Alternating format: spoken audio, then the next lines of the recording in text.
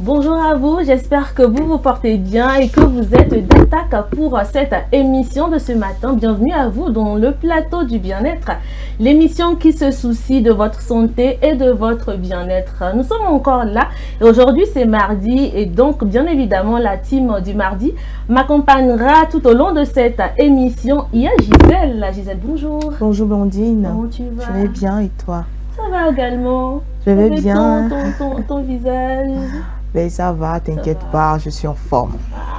Bonjour Ezekiel, bonjour Nachat. Bonjour Gisèle. Et bonjour nos téléspectateurs, j'espère que tout le monde va bien. Sinon moi ça va. Ça doit aller. Forcément. Ça doit aller. De toutes les manières, si ça ne va pas avant la fin de l'émission, ça doit aller. Parce que c'est le plateau du bien-être. Voilà. Vous-même, vous savez.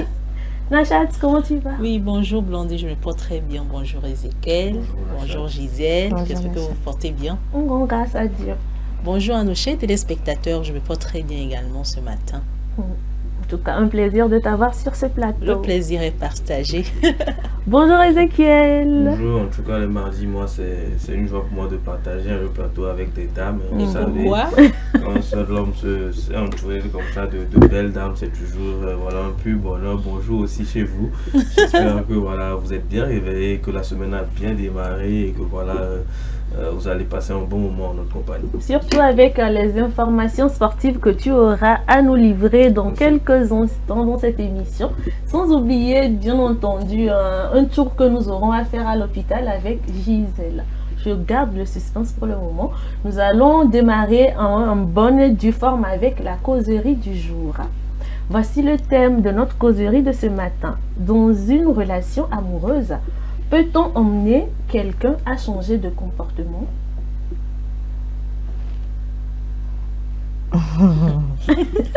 Pourquoi il y a ce silence? C'est un sujet qui vous choque ou comment? Ezekiel, comme tu es le seul coq de la basse-cour, lance-toi. Ok, pas de problème. Je vais essayer de dire un peu ce que je pense du thème de la causerie d'aujourd'hui. Alors, je pense que bon, dans une relation amoureuse, quand on veut se mettre en couple avec quelqu'un, la personne n'a pas que des qualités. La personne n'a pas que des qualités. La personne a des qualités et des défauts. Et je pense qu'au préalable, on a su observer un peu les défauts que la personne a. Et qu'on pense pouvoir surmonter ces défauts là, lorsqu'on sera en couple, c'est justement aussi pour ça qu'on se met en couple, c'est pour se rendre l'un et l'autre meilleur durant cette relation-là. Et donc je pense que c'est le but même de la relation amoureuse aussi, c'est de s'améliorer l'un l'autre. Et donc pour moi, il est bien évident que on peut amener une personne à évoluer. Changer, pour moi c'est un peu fort, mais on peut amener quelqu'un à évoluer au niveau de son comportement, c'est-à-dire que influencer son comportement aussi, c'est un terme aussi plus ou moins approprié, en tout cas par rapport à ce que moi je pense de ce sujet-là, parce que pour moi les gens ne changent jamais complètement. Voilà, pour moi, lorsque vous avez des défauts, vraiment ancré, c'est difficile, vraiment surtout lorsque c'est devenu une seconde nature, c'est difficile de s'en débarrasser. Mais je pense que les gens peuvent évoluer vers une meilleure manière de faire, une meilleure manière de se comporter, mais pas changer complètement. Ça, c'est beaucoup plus difficile à faire, et surtout quand la tâche revient à une autre personne, d'aider la personne, mais de l'amener à changer ce comportement, c'est encore plus dur. Parce que bon, vous savez, même la personne qui est en face de vous aussi a ses défauts aussi. On se demande, mais est-ce que elle s'est regardée dans le miroir avant de me demander de changer de cette façon-là, ou bien de changer de cette manière-là? C'est vrai que c'est quelque chose qui peut se faire progressivement, mais je pense que le mot évoluer, pour moi, est le mot adéquat à utiliser pour ce type de relation, parce que dans une relation amoureuse, il y a le meilleur, mais il y a aussi parfois le pire, il faut l'accepter comme ça, même si je pense que les gens peuvent évoluer. Voilà, c'est ce que je peux dire par rapport au thème d'aujourd'hui pour le moment. En tout cas, Nachat, est-ce que toi tu penses que dans une relation amoureuse, on peut amener quelqu'un à changer de comportement? Justement, moi je pense que c'est oui, je dirais oui parce que déjà, et comme on le dit ici à tout moment, la communication c'est la base du tout. Et puis j'ajouterais également et la compréhension. Il faut qu'on arrive aussi à partager ce que l'autre ressent, et pour pouvoir peut-être trouver une solution à ce problème ou bien changer le comportement. Non, on dira plutôt influencer le comportement de la personne. Et comme Ezekiel a dit, on ne peut jamais changer le comportement de quelqu'un. Bon, si c'est inné ou c'est une seconde nature, comme Ezekiel l'a dit, je pense que ça serait difficile, mais quand même, on peut arriver au moins à changer quelque chose en la personne, tout simplement, mais pas totalement, mais changer quelque chose en la personne. Tout simplement, c'est la communication qui est la base, discuter ouvertement pour avoir déjà une relation plus saine, établir une relation plus saine entre vous, et trouver des solutions lorsqu'il y a un problème, régler ça entre vous, mais peut-être d'une manière posement, ouvertement, de l'empathie. Déjà, même lorsque quelqu'un vous raconte son histoire ou que vous sentez que telle personne a un mauvais comportement, essayez d'aller avec la personne dans cette direction d'abord, ne pas tout de suite critiquer cette personne-là, mais il faut savoir l'écouter concrètement. Maintenant, après l'avoir écouté, c'est à vous de voir qu'est-ce que je peux apporter comme solution à cette personne pour changer ou bien pour influencer son comportement. Voilà un peu. Alors, Gisèle, il y a Ezekiel qui dit qu'on ne peut pas amener quelqu'un à changer de comportement, mais on peut l'aider à améliorer son comportement. Il y a Nachat qui dit que non, on peut quand même essayer d'influencer le comportement de cette personne. Toi, qu'est-ce que tu en penses? Est-ce que pour toi, c'est possible de changer le comportement? Parce que quand on parle de comportement, c'est grand quand même, c'est quelque chose à la base qui est inné. Est-ce qu'on peut véritablement, dans une relation ça peut être acquis aussi, hein. Bon, oui, ça peut être acquis quand on a des mauvaises fréquentations. Voilà. Oui, ça c'est vrai. Est-ce que toi, tu en penses? Bon, je partage les avis de Ezekiel et Nachat, mais je dirais que ça va de soi. Parce que les relations amoureuses, chacun a vécu différemment, a reçu des éducations différentes, a vécu dans des environnements différents avant de se réunir ou bien avant d'être ensemble. Donc forcément, il va avoir des problèmes, il va avoir sur le point comportemental, il va avoir forcément des divergences. Maintenant, je pense, comme Ezekiel a dit, qu'on peut amener quelqu'un à évoluer. Moi, je dirais, on peut amener quelqu'un à faire des efforts par rapport à un comportement qu'on lui reproche. Si, par exemple, tu as ton partenaire qui aime mettre du désordre dans la chambre, qui n'est jamais ordonné, quand tu lui dis de mettre peut-être des linges sales dans le panier, lui, il le met peut-être sur le lit. Et à chaque fois, c'est la même chose. Arrivé à un moment, dans la discussion, mais dans la communication, s'il n'arrive pas à s'adapter, il faudrait que l'effort commence par toi d'abord.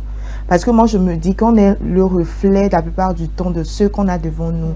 Quand tu reproches quelque chose à quelqu'un et en même temps, toi-même, tu essaies d'être dans cette dynamique-là. Petit à petit, tu es en train d'amener la personne à te suivre, à voir que c'est pas forcément en disant ou bien en essayant de communiquer que cela va avoir un impact, mais en te voyant faire. C'est la même chose. C'est là que Nachat parlait d'influence. Voilà. Donc, quand tu reproches quelque chose à quelqu'un, essaie toi-même d'être dans cette dynamique-là et petit à petit, cette personne va commencer à faire des efforts. Maintenant, il y a des gens qui ont des personnalités tellement difficiles, des personnalités tellement carrées que c'est très difficile de pouvoir les influencer, c'est très difficile de pouvoir avoir un impact positif sur leur manière de faire. Mais moi, je dirais que pour ça, il faut beaucoup de patience parce que ce sont des comportements qu'on a acquis avec le temps. Des fois, on est né avec, ça fait partie de notre personnalité. Et des fois, c'est parce qu'on a vécu dans certains environnements qui ont favorisé ce comportement-là. Les expériences sociales voilà. aussi. Donc, on ne peut pas du jour au lendemain se débarrasser de ces comportements-là. C'est pourquoi il faut beaucoup de patience envers ces genres de personnes. Leur faire comprendre qu'on comprend en fait leur manière d'être, mais qui peuvent s'améliorer, qui peuvent changer. Et ne pas ne pas les bousculer, ne pas penser que toi tu es toujours comme ça, ne pas les insulter au fait, ne pas les injurier, ne pas les faire se voir comme des gens qui n'en valent pas la peine. Parce que les comportements, c'est quelque chose de psychologique au fait. C'est quelque chose qui est ancré en nous et on m'a donné, si la personne qui est en face de toi ne te met pas dans une atmosphère où tu peux te sentir bien, ou bien tu peux comprendre que vraiment j'ai ce défaut-là que je dois travailler dessus, ça devient compliqué. Si la personne te dit toujours que toi tu fais ça, mais que tu n'as pas compris que réellement c'est un défaut, tu ne peux pas changer, tu ne peux pas évoluer, tu ne peux pas faire des efforts. Mais c'est au moment où la personne te fait comprendre que vraiment c'est un problème et que toi tu en es conscient que je suis dans telle situation, c'est vraiment un problème, c'est vraiment quelque chose que je dois changer. C'est en ce moment que le changement vient. C'est en ce moment que l'effort vient. C'est en ce moment que l'évolution, l'influence dont Najat a parlé vient. Donc moi je pense que c'est une question de patience, d'écoute et de savoir vivre. En fait. Également de l'empathie, c'est très important. Oui, parce qu'il y a des gens, dès qu'ils sont dans une relation, peut-être ils font 1-2 mois, ils se disent, bon, cette personne, sa manière d'être, ça ne me correspond pas. Cette personne n'essaie même pas n'essaie même pas de faire en sorte que la personne puisse comprendre en fait que son comportement le dérange ou la dérange. Mais je vais évoluer un peu en disant que peut-être les gens vont trouver ça un peu bête, mais l'amour rend les choses plus idéales. Justement, c'est ce que je... Quand vous êtes dans une relation où la personne est dans la même relation avec toi, c'est-à-dire la personne se projeter avec toi sur le long terme, il y a certaines choses qui sont plus abordables.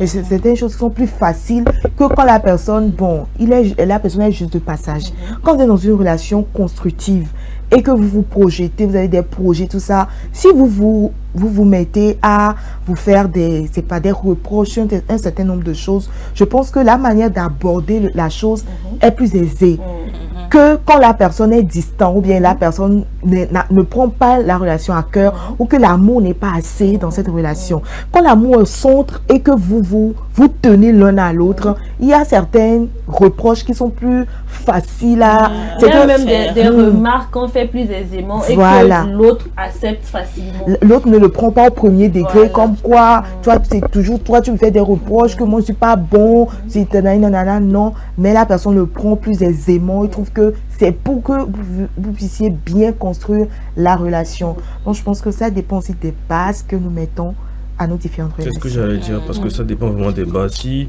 vous êtes mis sur la base que faire un reproche à l'autre, c'est quoi? C'est peut-être juste de toujours essayer d'évoluer dans la relation que vous menez. Eh bien, je pense qu'il n'y a aucun problème à ça. Donc, c'est justement dans les bases que ça peut se régler.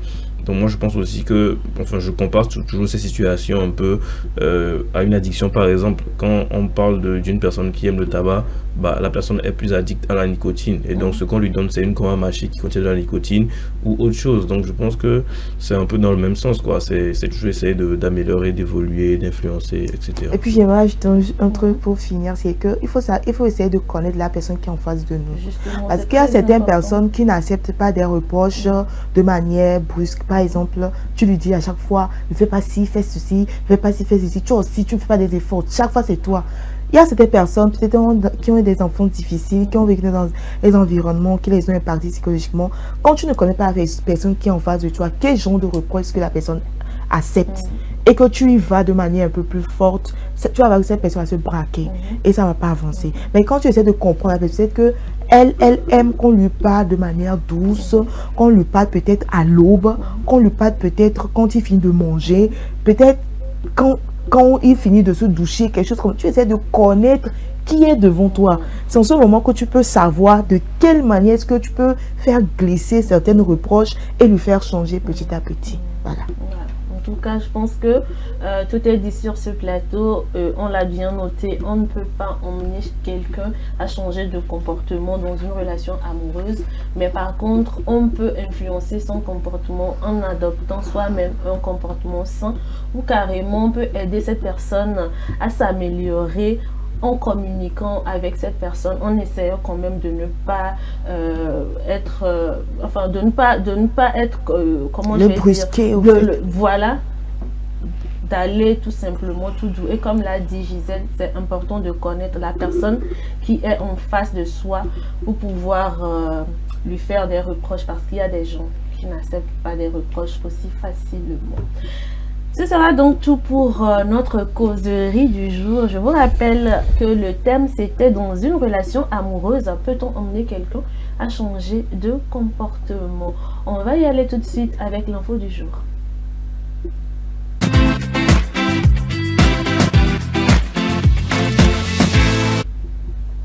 Le réchauffement climatique et la hausse des prix du cacao font craindre le pire aux producteurs de cacao.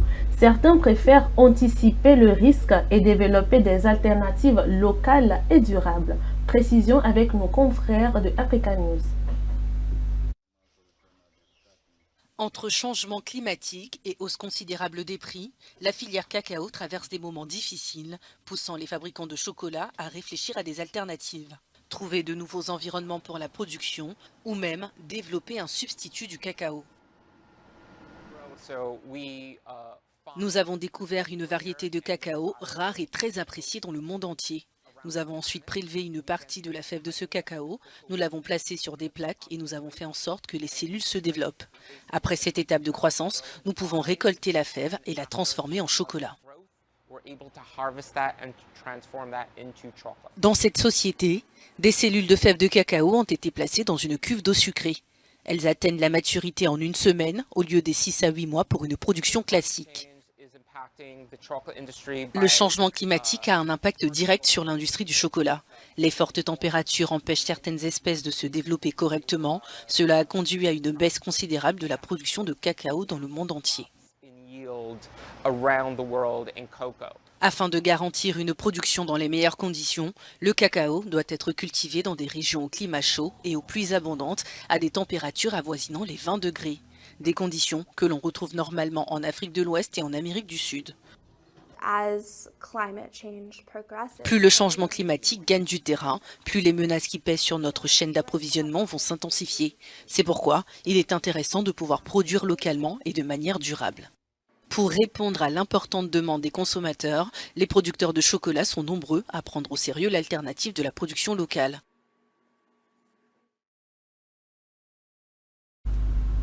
Voilà, c'était tout pour l'info du jour. L'info du jour, oui. Et nous allons y aller avec la publicité.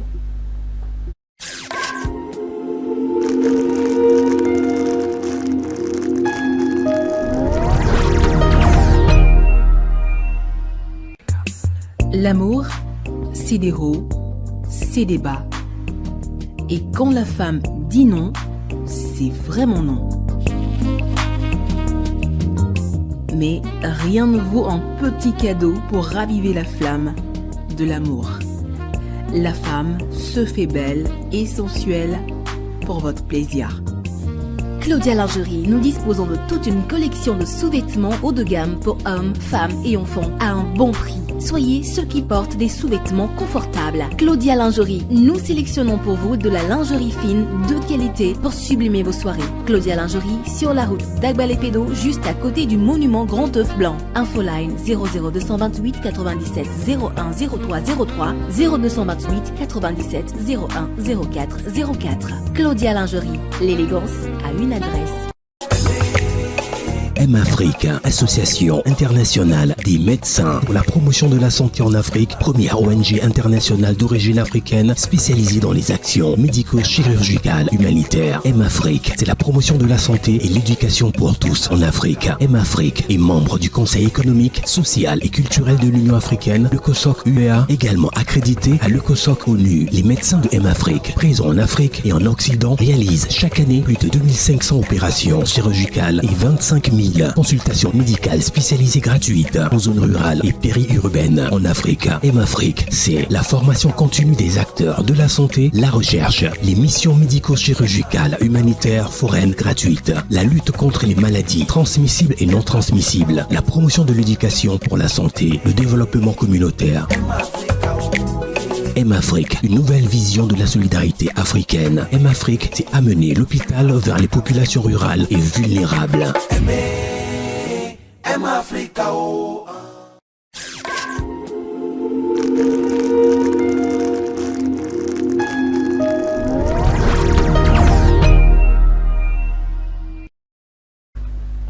Retour donc sur ce plateau après cette pause publicitaire. Nous allons y aller à présent avec l'Infosport.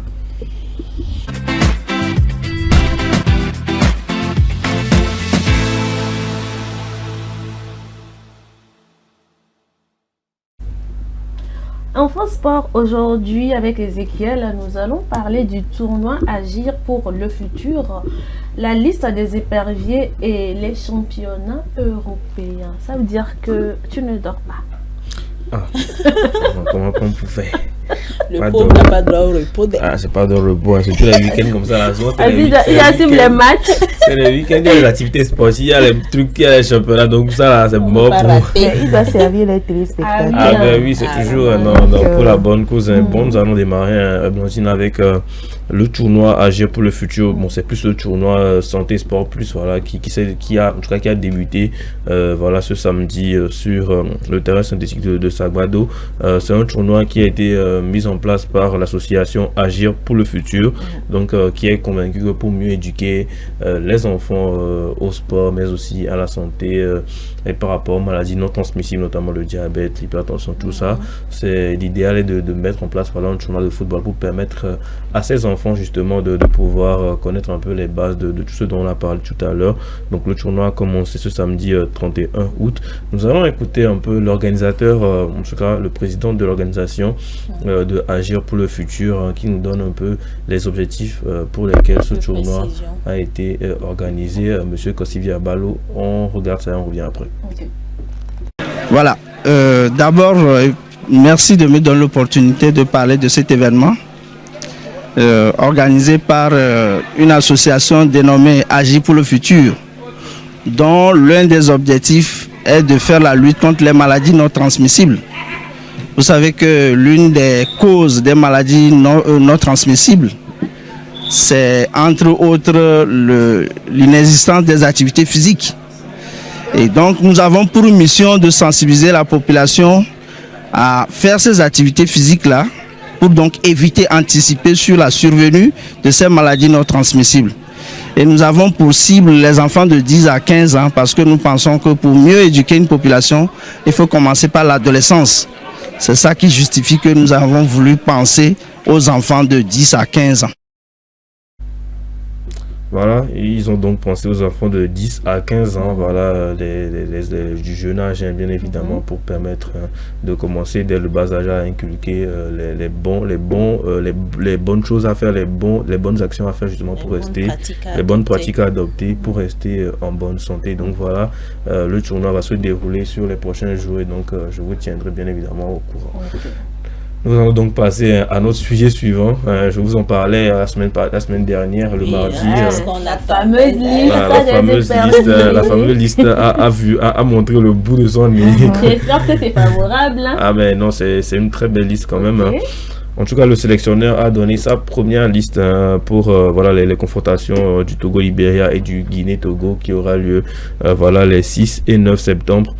Et donc voilà, la liste est sortie, comme vous le voyez à l'image. Je vais rapidement donner voilà, les sélectionnés. Au niveau des gardiens, on a Geoffrey Agbolosu, Malcolm Barcola et Wassiru Uronieni. Les défenseurs, on a Gustave Akwesson, Mawena Amevor, Youssif Ate, Loïc Ebesile, Kennedy Boateng, Dakonam Djene, notre capitaine bien évidemment, Sadik Fofana et Josué Omao, voilà. Et on a Evra Agbagnon du côté des milieux, Roger Arolou, c'est pas mon frère, c'est pas mon oncle non plus.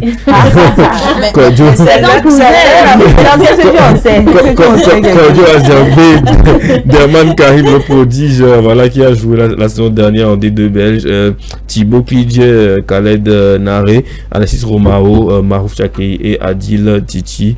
Chez les attaquants, on a Etienne Ameido, Yao Anor, Kevin Denke, Kodjo Laba Fodo, pardon, et Mansour Aura voilà, Taba, donc c'est Aura Taba, pardon. Donc voilà, ce sont les 25 de la liste donnée par Limombe. Daryl a précisé que c'est parce que le championnat togolais à l'arrêt qu'on n'a pas vu quelques noms locaux, mais voilà que bien évidemment après la reprise du championnat, l'objectif c'est de valoriser aussi les joueurs locaux et donc il y aura forcément dans la liste, les prochaines listes, la présence de voilà, de joueurs locaux dans cette liste. Donc pour plus de précision, plus d'éclaircissement encore sur le sujet de la liste, je vous invite à suivre l'émission demain à midi du Club Sport Santé avec Angelo Folico et ses consultants qui vous parleront en long et en large encore de cette liste donnée par le sélectionneur Nibombe et Daré. On s'envole. Pour le moment, nous souhaitons une bonne chance. Ah oui, bonne chance pour les matchs. En tout cas, moi, je vous tiens au courant le 6 et 9 septembre. Donc, les matchs auront lieu. Donc, la billetterie est ouverte aussi pour ceux qui veulent aller regarder le match du Libéria qui aura lieu ici au stade de Kiri. Donc, la billetterie est ouverte. Donc, voilà, n'hésitez pas à aller checker et prendre vos billets, regarder le match, soutenir les éperviers. Voilà. Blandine, on ira. Moi, j'irai. Tu me vois ce matin, je suis en vert, ça ne te dit rien. Ça ne te dit rien. Je me prépare comme ça. On quitte le Togo, on s'envole vers l'Europe. Nous allons passer par les 5 grands championnats du monde. On va commencer d'abord par où? Vous voulez aller où d'abord? Bon, commençons par l'Allemagne. On va commencer par l'Allemagne. Tu aimes l'Allemagne, hein? Qu'est-ce que j'en sais? Peut-être que je supporte une équipe là-bas, qui sait. Donc, on va commencer avec l'Allemagne, où s'est déroulée la deuxième journée de la Bundesliga. Avec le classement immédiatement avec la compétition de M. Apollinaire. Le classement qui est, en tout cas, dont est à la tête Heidenheim, donc le club promu en Bundesliga, qui est premier, suivi du Bayern Munich, de Leipzig et du Borussia Dortmund. Voilà, et on voit que pour la deuxième journée, l'équipe invaincue de la saison dernière, le Bayer Leverkusen, qui avait fait 34 matchs sur 34, donc ils n'ont pas perdu un seul match, a déjà perdu à la deuxième journée cette année, donc face à Leipzig, qui s'est imposé sur des buts de Openda et de Campbell, donc un doublé d'Openda et de Campbell. Les buts de Frimpong et de Grimaldo n'ont pas pu aider le Bayer Leverkusen à se sortir de ce piège de Leipzig. Partons maintenant en France où on a eu en tout cas une journée très riche, vraiment en but avec les victoires de Lyon face à Strasbourg 4-3, ou encore la victoire du Paris Saint-Germain face à Lille 3-1, ou encore la victoire de l'Olympique de Marseille face à Toulouse 3-1. Donc voilà, avec un doublé encore de l'attaquant de Marseille, Greenwood aussi, un but du franco-togolais Barcola aussi, du côté de Paris Saint-Germain. Donc voilà, le club de la capitale prend donc la tête du championnat avec 9 points, suivi du club marseillais de la Canebière, 7 points, suivi de Nantes et de Monaco qui complète un peu ce petit podium là en France. Rapidement, on va passer en Italie avec aussi quelques matchs intéressants, avec l'Inter de Milan qui a infligé un score de 4-0 à l'Atlanta et la Juve qui n'a pas fait mieux qu'un nul face à la Roma. Donc c'était les chocs un peu de la quatrième journée de Serie A au classement. Voilà l'Inter de Milan qui est en tête avec 7 points, suivi de la Juve du Torino qui complète ce classement, en tout cas ce podium.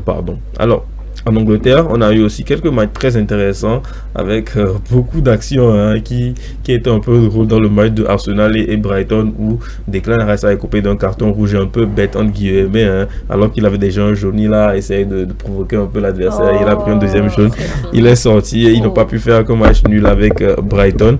Il y a aussi le match très intéressant entre City et West Ham, donc City qui allait taper l'extérieur à Londres, West Ham 3-1.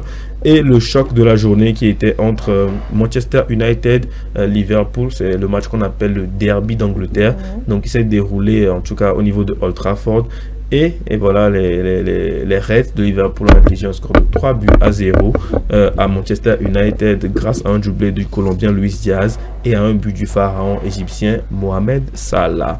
Donc voilà, au classement, on a Man City qui tient la tête, suivi de Liverpool qui ont fait un 3-3 dans les 3 premiers matchs de première ligue, donc qui ont à 9 points, qui sont à 9 points, et le Brighton qui complète ce podium avec 7 points et est 3e du classement de la première ligue. Allons maintenant en Espagne où le match qui a fait le plus parler a eu lieu. Ce week-end, c'est le score de 7-0 que Barcelone a infligé. Je n'ai rien compris. Que Barcelone a infligé à l'équipe de Valladolid, le premier de la Liga. C'était un match vraiment très intéressant, plein de buts avec un triplé de l'homme. J'imaginais Ezekiel le jour là, à la maison. Avec un triplé de Rafinha, l'homme que vous voyez à l'écran. Donc il a fait un triplé plus de passes décisives dans le même match. Il a été élu homme du match. Donc voilà, avec d'autres buts de l'attaquant Lewandowski, de Daniel Moula, nouvelle recrue, voilà, qui aide vraiment les Catalans à bien s'en sortir. Mais il n'y a pas eu que ça. Hein. Les voisins madrilènes ont aussi répondu un peu grâce à une victoire 2-0 voilà, avec face au Real Betis avec un doublé du Français. Enfin, il marque à Madrid, il marque en Liga. Donc voilà, un doublé du Kylian Mbappé avec un but dans le jeu et un but sur penalty, pardon. Donc voilà, ils se sont imposés aussi 2-0. Donc voilà les résultats un peu de la Liga, la 4e journée de Liga qui va s'afficher. Et donc c'est le FC Barcelone qui est en tête de ce classement là, suivi du Real Madrid bien évidemment, et voilà, des autres équipes qui complètent ce classement. C'est un peu ce qu'on peut dire par rapport à l'actualité sportive depuis la semaine passée. Voilà.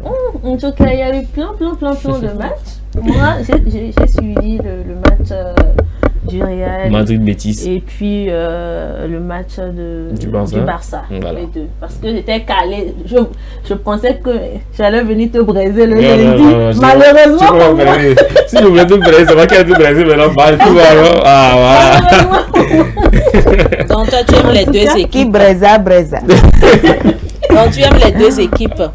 Bon, c'est ton pain. Je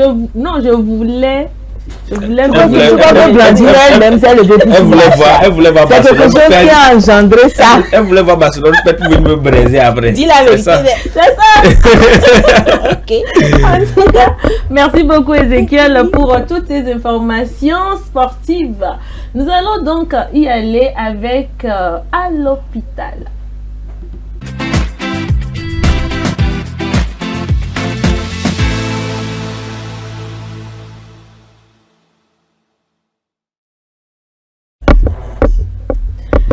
Voilà, retour donc sur ce plateau. Nous nous rendons aujourd'hui à l'hôpital avec Gisèle qui va nous parler de l'utilité de la balance médicale ou du pèse-personne. Je me rappelle quand tu avais fait le pèse-bébé. Oui, on a fait le pèse-bébé ici. Tu as bonne mémoire. On a fait le pèse-bébé déjà sur le plateau. Aujourd'hui, on va faire le pèse-personne ou encore la balance médicale. Alors, il faut qu'on sache que la balance médicale, aussi appelée pèse-bébé, est un dispositif de santé qui permet aux patients ou même aux professionnels de santé de connaître le poids de leurs patients et de les suivre, en fait, de suivre ce poids-là. Alors, nous allons parler de la technique de la pesée. On va dire que le patient, déjà pour se peser ou bien pour monter sur la balance, il faut ôter ses habits, ne garder que ses sous-vêtements. La plupart du temps, on ne le fait pas, mais il faudrait qu'on sache aujourd'hui que ça fausse un peu, que ça fausse un peu le résultat. Donc, il faudrait enlever les chaussures, enlever les habits, être en sous-vêtements. Pour le faire, on se place sur la balance de façon comme on le voit à l'écran, de façon symétrique. Et on reste immobile jusqu'à la stabilisation de la mesure. Alors, certaines balances stabilisent d'elles-mêmes la mesure et affichent ensuite le chiffre déterminé. Idéalement, lorsque le patient nécessite un suivi, les conditions de mesure doivent être identiques. C'est-à-dire même opérateur, même matériel, même heure. Au mieux, par exemple, le relevé est effectué le matin à jeun, lorsqu'on vient en même temps de vider sa vessie. Parce que ça aussi, ça compte. Voilà. Alors, on a différents types de balances. Nous allons voir, c'est là l'écran, c'est une balance mécanique. On a une balance mécanique, une balance électronique. Alors, il faudrait qu'on sache que ces balances-là permettent de mesurer facilement et efficacement notre poids et est conçue pour mesurer la capacité d'une personne jusqu'à 250 kg. C'est vrai qu'il y a certaines balances qui s'arrêtent juste à 150. Et si tu pèses plus que ça, si tu montes sur la balance et que tu pèses plus que ça, là, il faut savoir que ton poids c'est au-delà de 150 en fait. Alors, ces balances médicales sont très pratiques et simples à utiliser. Alors, quelle est réellement l'importance de la balance? Les balances médicales jouent un rôle crucial dans le suivi de la santé et du bien-être des patients. que ce soit dans les hôpitaux, dans les cliniques, dans les cabinets médicaux, même à domicile. Ces dispositifs-là offrent une précision et une fiabilité essentielle pour évaluer le poids et la composition corporelle. Rappelons également que le poids corporel est un indicateur important de la santé générale d'une personne. Les professionnels de la santé utilisent des mesures de poids pour évaluer le statut nutritionnel, surveiller les changements de poids et détecter d'éventuels problèmes de santé. Les balances médicales permettent également de calculer l'IMC, qu'on appelle indice de masse corporelle, un indicateur de la santé pondérale qui est utilisé pour évaluer le risque de maladies telles que le diabète, les maladies cardiaques et l'hypertension. Donc en gros, c'est en quelque sorte l'importance de la balance médicale ou du pèse personne.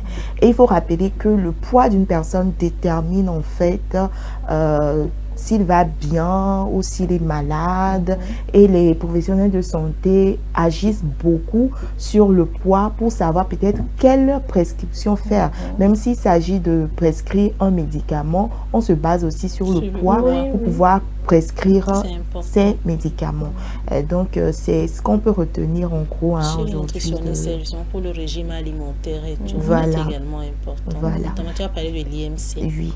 Et peut-être dans un autre jour, on va parler de comment calculer son IMC, parce que c'est important de le savoir. C'est important de le savoir, comment calculer son IMC, et si on est dans un IMC qui est normal, ou si on est en surpoids, ou même si on est obèse. Parce que l'obésité, il y a différents types. Il y a obésité, c'est pas massive même, il y a obésité, comment on va dire ça, un peu modéré et obésité massive. Donc il faudrait vraiment l'obésité et l'obésité massive.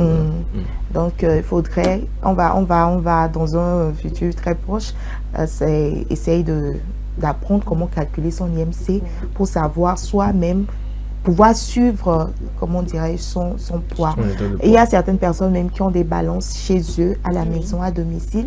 Les balances mécaniques la plupart du temps, parce que c'est plus pratique en fait. Ça, il faut aussi qu'il y ait quelqu'un à côté de toi pour te lire, comment dire, le résultat. Parce que quand tu baisses la tête pour pouvoir lire, le résultat se fausse également. Parce que la tête est plus... Oui, donc il faudrait qu'il y ait quelqu'un à côté pour voir. Maintenant, c'est plus pratique aussi en Afrique ici. La balance ou le pèse-personne électronique est plus utilisé chez les Occidentaux, mais aussi utilisé dans les hôpitaux par les professionnels de santé. Voilà. En tout cas, merci beaucoup Gisèle. Là, on apprend beaucoup de choses en nous rendant à l'hôpital, parce que quand on se rend à l'hôpital, quand on est malade, la première chose qu'on nous demande, c'est le poids. On est souffrant et puis on nous dit on veut prendre le poids. Au fait, on pense que c'est banal, pense que c'est banal, mais ça fait partie du processus de prise en charge du patient, c'est très important. Merci beaucoup Gisèle de nous avoir éclairé sur ce sujet ce matin. Nous allons partir en pause musicale et revenir juste après. Avec un autre invité du jour qui est bien installé, il s'agit de Monsieur Agé Kokusena. Il est infirmier diplômé d'État et spécialiste de soins palliatifs. Bonjour monsieur. Bonjour madame Blandine. Comment vous allez? Je vais bien, merci. Un plaisir de vous avoir sur ce plateau. C'est un plaisir partagé. Avec lui, nous allons parler des soins palliatifs. Alors, qu'appelle-t-on soins palliatifs? Merci madame Blandine et bonjour à tous les téléspectateurs.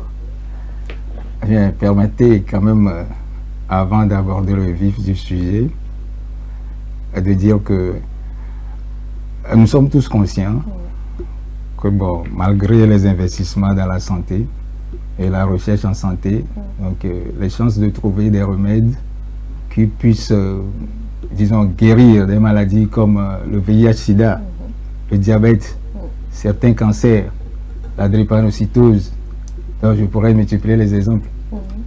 Donc les chances de trouver des remèdes pour guérir ces maladies est vraiment très éloignée. Bon, maintenant, ceux qui souffrent de ces maladies, est-ce que nous allons les laisser pour compte? Naturellement, non.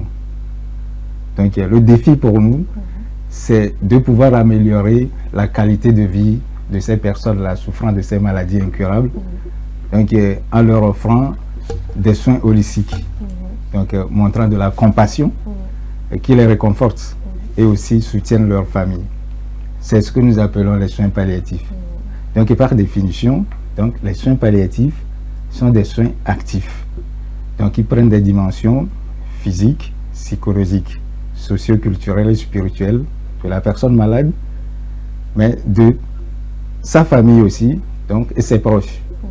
Donc, du coup, ces soins vont s'adresser dans un premier temps à la personne malade, mais prennent aussi en compte les proches, les parents, les amis, donc qui tournent autour de ce patient. Vous voyez. Et les soins, il faut dire que il y a 2 composantes, pour ne pas dire 3. Et voilà. Donc la prise en charge de la douleur, des symptômes, et aussi un accompagnement, un soutien. Voilà, c'est un peu ça. Alors, moi, ce que j'aimerais savoir, c'est vrai qu'on dit soins palliatifs comme ça, il y a beaucoup de gens qui restent perplexes un peu à ce type de soins, mais moi, j'aimerais un peu m'insérer un peu dans le quotidien de Monsieur Agué, qui nous raconte un peu, par exemple, c'est quoi une journée où voilà, vous prenez soin de patients en termes de soins palliatifs, voilà, c'est quoi une journée comme ça pour vous? Merci, merci. Parler d'une journée de soins palliatifs, bon, c'est beaucoup de contraintes, hein, disons. Oui, c'est beaucoup de contraintes. Vous-même imaginez une personne atteinte de maladies incurables que vous prenez en charge. Donc, je passe déjà par ce canal pour dire un sincère merci à tous les aidants naturels, donc qui s'occupent de leurs parents, de leurs enfants, leur oncle, malade atteint d'une maladie incurable. Donc, une journée de soins palliatifs, voilà, ça se prépare. Donc, supposons que je dois avoir un patient demain. Je commence déjà, dès aujourd'hui, à planifier ce que je dois aller faire chez lui. Je le sais déjà. Si c'est un nouveau patient que je vais voir, là, je vais d'abord commencer par évaluer ses besoins. Mais maintenant, peut-être que vous allez me demander comment est-ce que je choisis les patients ou comment est-ce qu'on choisit les patients en soins palliatifs. Voilà, donc c'est la première étape. Donc, choisir le patient qui a besoin de soins palliatifs. Donc, dans le choix du patient, il y a un petit exercice que nous faisons rapidement, mais qui se déroule dans des fractions de secondes. Je me pose par exemple la question surprise. Que bon, si on me dit que demain, ou dans 2 ou 3 jours, on m'annonce le décès de cette personne-là, est-ce que je serai surpris? Si la réponse est oui, alors là, c'est quelqu'un qui a besoin de soins palliatifs. Mais si la réponse est non, cela ne veut pas dire qu'on va l'abandonner. Nous allons encore plus loin. On continue l'évaluation à chaque fois qu'on le voit. Ou encore, on se pose d'autres questions. Est-ce que cette personne-là souffre d'une maladie incurable? Un cancer, la drépanocytose, le diabète, l'hypertension artérielle. Vous savez que toutes ces maladies, on a des médicaments pour les traiter, mais on ne peut pas guérir. Vous voyez. Donc quelqu'un qui souffre de ces genres de maladies, naturellement, nous le prenons en soins palliatifs. Mais ce n'est pas tout. Je peux multiplier les exemples. Maintenant, une journée en soins palliatifs, donc après une planification, je vais voir le patient. J'évalue ses besoins. De quoi ce patient a besoin concrètement sur le plan physique, psychologique, socio-culturel et spirituel. Et c'est en fonction de ces besoins-là que nous planifions les soins à apporter à ce patient-là pour, à la fin, améliorer sa qualité de vie et l'accompagner jusqu'à la guérison, voilà, de la maladie, si le patient devait guérir. Mais s'il ne devait pas guérir aussi, on l'accompagne progressivement pour que cette personne-là ait une mort digne de son nom. Et après son décès, nous accompagnons la famille dans le deuil. Voilà un peu comment ça se passe. Alors, vous l'avez dit, c'est beaucoup de contraintes. Dites-nous en bref, qu'est-ce qui vous a poussé, vous, personnellement, à choisir les soins, de faire les soins palliatifs? Merci, un madame. rêve, hein, pas une histoire. Oui, vous savez, en soins palliatifs, on a beaucoup de choses à dire, beaucoup de choses à dire. Oui. Et je suis un peu gêné quand on me dit que j'ai seulement quelques minutes pour parler de soins palliatifs. Parce qu'on sait très bien, vous allez nous raconter toute une histoire, oui. Mais on veut aller en bref. Bon, c'est pas grave, je vais faire l'effort d'être très bref. C'est mieux. Donc voilà, donc, moi, disons tout simplement que c'est ma foi chrétienne qui m'a poussé dans ces soins. Ben, au début de formation, je suis infirmier d'État. J'ai déjà reçu une formation de base comme infirmier d'État. Mais quand j'ai embrassé les soins palliatifs, j'ai découvert que c'est un autre monde. Et tout ça, c'est basé sur ma foi chrétienne. Justement. Vous savez que la loi ne se résume que dans une seule phrase. Tu aimeras ton prochain comme toi-même. C'est ce que notre Seigneur nous a dit. Et nous ne sommes pas à une séance d'évangélisation, je m'excuse sincèrement pour ces versets que je prononce. Non, du tout pas. Mais ce que je sais quand même que chacun de nous a une religion, a une croyance. Et aucune religion n'a encore enseigné d'aller persécuter les pauvres, d'aller persécuter les patients. Non, toutes les religions, du moins c'est celles que je connaisse, ont enseigné l'amour, l'amour du prochain. Et c'est au nom de cet amour-là que moi, j'ai embrassé les soins palliatifs. Au nom de cet amour, vous avez embrassé les soins palliatifs. Alors dites-moi, est-ce qu'au nom de cet amour-là, vous faites les soins gratuitement? Question piège. Hey, Madame Blandine, c'est une très belle question. Oui, hein. Mais sachez tout d'abord que rien n'est gratuit en ce monde. Oui. Et je travaille avec deux organisations de la société civile, notamment Orjedec, Organisation Jeunesse pour le Développement Communautaire, et la TPSDC, l'Association Togolaise pour la Promotion de la Santé et le Développement Communautaire. Donc, je travaille ensemble avec ces organisations, en soins palliatifs bien sûr. C'est vrai que nous donnons des soins aux patients gratuitement, entre guillemets, parce que, je le disais, rien n'est gratuit. Donc, si vous recevez des soins gratuits aujourd'hui, c'est parce que quelqu'un a payé quelque part pour vous. C'est clair. Donc, les soins ne sont pas gratuits en réalité. Vous voyez. C'est tout. Bon, en tout cas, je vais prendre ça comme ça. C'est gratuit, c'est pas gratuit. Bon, on va évoluer avec une autre question quand même. Alors, dites-nous, quel est l'accompagnement du patient et de sa famille en soins palliatifs? Quand commencer les soins palliatifs et quelle est la durée des soins palliatifs? Ah oui, j'avais beaucoup de questions. Beaucoup de questions. Je vais être bref. J'aime qu'on est un peu bref. Ok. D'abord, quand est-ce qu'il faut commencer les soins palliatifs? Donc, les soins palliatifs, ça se commence immédiatement, dès l'annonce du diagnostic au patient. Donc, dès qu'on annonce le diagnostic au patient qu'il a une maladie incurable, on déclenche le processus. Donc, ces soins vont se poursuivre au courant de la maladie, donc ils peuvent s'associer avec d'autres soins qui ont pour vocation, par exemple, de guérir le patient, si le patient devrait guérir. Donc, les soins vont se poursuivre jusqu'au décès de la personne si la personne ne pouvait pas guérir. Donc, nous intensifions la prise en charge, améliorer la qualité de vie, c'est que mettre la vie dans les jours du patient. Je ne dis pas que nous allons prolonger sa vie, non, nous n'avons pas cette force. Les soins palliatifs n'ont pas cette force-là. Et nous ne pouvons pas non plus, disons, provoquer la mort de la personne. Justement. Il n'y a que Dieu seul qui sait quand, où et comment nous allons mourir. Donc les soins palliatifs, c'est juste un accompagnement. Maintenant, si par malheur le patient décède, nous continuons les soins en soutenant la famille, les proches, dans ces moments de deuil. C'est vraiment très difficile. Il faut l'avoir vécu pour savoir véritablement ce que c'est. Ce n'est pas du tout facile. Et les familles ont besoin de beaucoup de soutien dans ces périodes. Alors, donc l'accompagnement, comme je le disais, que le volet pour le patient, il s'agit de s'occuper des symptômes de sa maladie. Les soins palliatifs ne vont pas permettre la guérison. Non, on s'occupe des symptômes. Et le premier symptôme qui est vraiment difficile à gérer aussi, c'est la douleur. Voilà.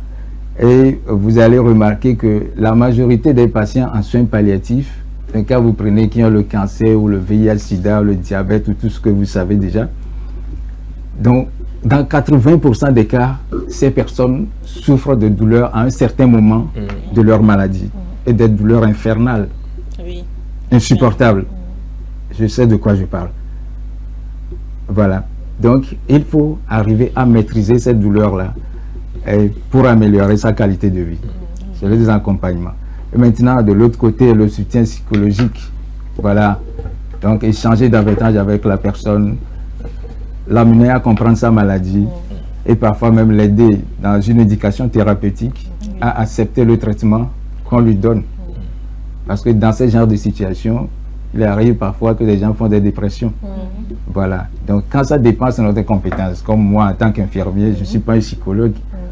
Là, je vais faire appel à quelqu'un qui peut gérer la situation. C'est en ce sens qu'il faut rappeler en même temps que les soins palliatifs, ce n'est pas l'affaire d'une seule personne.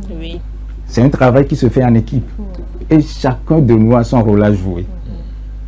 Même vous. Et merci à SOS Dr TV pour cette occasion qu'elle nous offre pour discuter et partager un peu des informations sur les soins palliatifs. Chacun de nous a un rôle à jouer. Les médias, vous êtes là, offrez-nous des temps sur vos antennes pour divulguer l'information. Les infirmiers, les sages-femmes, les médecins, tout le monde a sa part à jouer. Si nous pouvons intégrer la pratique, disons, l'approche palliative dans notre pratique quotidienne, ça sera un plus pour humaniser les soins. Ce n'est pas tout. Nous parlons des élus locaux. Les élus, tout le monde a sa part de responsabilité dans les soins palliatifs. Il faut voter des lois en matière de soins palliatifs pour favoriser l'accès aux soins palliatifs. Alors, vous avez parlé de quelques maladies, bien évidemment, qui sont présentes ici au Togo.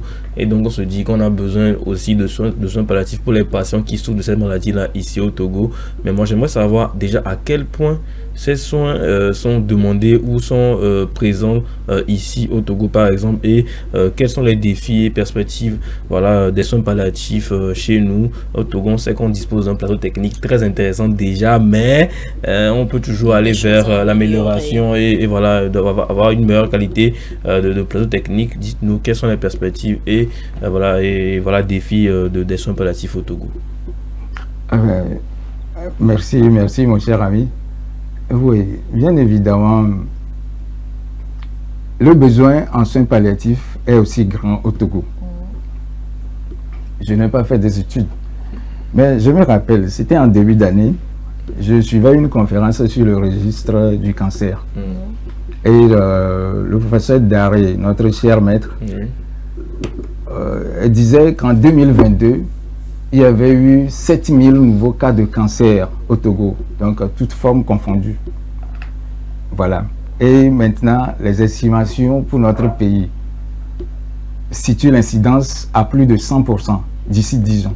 C'est-à-dire que dans 10 ans, le nombre de nouveaux cas de cancer va doubler. Bon, est-ce que c'est doublé? Bon, c'est 100%. Ça veut dire que autant qu'on en a déjà. Voilà. Donc ça va doubler. Ça va doubler. Donc ça va tourner autour de 15 000 nouveaux cas de cancer. Ça, c'est le cancer. Je n'ai pas les statistiques du VIH-Sida sur la main. Le diabète, l'hypertension artérielle, la drépanocytose, tout ce que vous savez qui ont besoin des soins palliatifs. Vous imaginez? Et aussi le vieillissement de la population. Donc, c'est un réel besoin qui se trouve dans le pays. On en a besoin. Et nous devons nous battre tous, nous engager collectivement pour faciliter l'accès à ces soins-là.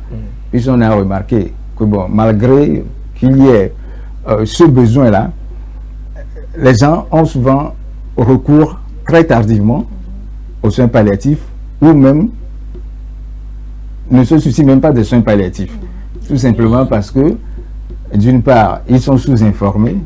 Ils ne savent pas ce que le bienfait que ces soins palliatifs-là peuvent apporter à leurs proches ou à eux-mêmes. Oui, sans oublier qu'au niveau aussi des professionnels de santé, c'est que l'approche palliative, c'est que la terminologie même de la chose n'est pas bien connue par la population générale et même par les professionnels de santé. Ça, il faut le dire. Vous voyez. Et maintenant, quand vous prenez aussi les croyances sur la mort, les croyances sur la douleur. La mort, on ne veut pas en parler. Et oui, quand vous évoquez le sujet de la mort à la maison, tout le monde vous remarque, vous regarde comme si vous étiez un extraterrestre. Alors que la mort, c'est une réalité humaine. Il faut qu'on en parle. Vous voyez. Oui. Alors, nous tendons vers la fin de cette émission. Alors, dites-nous quels seront vos mots de fin à l'endroit de nos chers téléspectateurs. Ah ouais. Merci Madame Bladine, comme je le disais, je n'ai pas vraiment fini. Hein. C'est bon, les occasions. S'impose vivement. Donc, ce qu'il faut retenir des soins palliatifs, c'est que c'est des soins qui ajoutent de la vie dans les jours du patient. Et c'est des soins importants, nécessaires pour tous. Tout le monde en a besoin. Nous tous là, nous allons passer par les soins palliatifs tôt ou tard, parce que nous allons mourir un beau jour. Vous voyez. Et si, comme je le disais, chacun de nous a sa part de responsabilité dans l'accès à ces soins-là, si chacun de nous peut faire quelque chose à son niveau, les médias, je le disais, donnez-nous des occasions pour venir sensibiliser la population. Les élus locaux, voter des lois en matière de soins palliatifs. Vous voyez, les agents de santé, introduisons cette approche palliative-là dans notre pratique quotidienne. Je pourrais multiplier les exemples. Donc il y a beaucoup de choses à faire et chacun en est responsable. En tout cas, je pense que les responsabilités sont partagées, comme vous l'avez si bien dit, que chacun prenne en compte ses responsabilités pour que voilà, les soins palliatifs puissent véritablement être ancrés dans notre vie, dans nos habitudes, tout simplement. Merci beaucoup, Monsieur Agé Kokusena. Je rappelle que vous êtes infirmier diplômé d'État et spécialiste de soins palliatifs. Merci d'être passé sur ce plateau et merci également pour toutes ces informations que vous avez eu à nous donner en ce jour. Merci Ézéchiel, merci Nachat. Merci également à Gisèle de l'autre côté. Merci à l'équipe technique qui nous a accompagnés tout au long de cette émission. C'est fini pour aujourd'hui. On se retrouve demain pour un nouveau numéro de l'émission Le Plateau du Bien-être.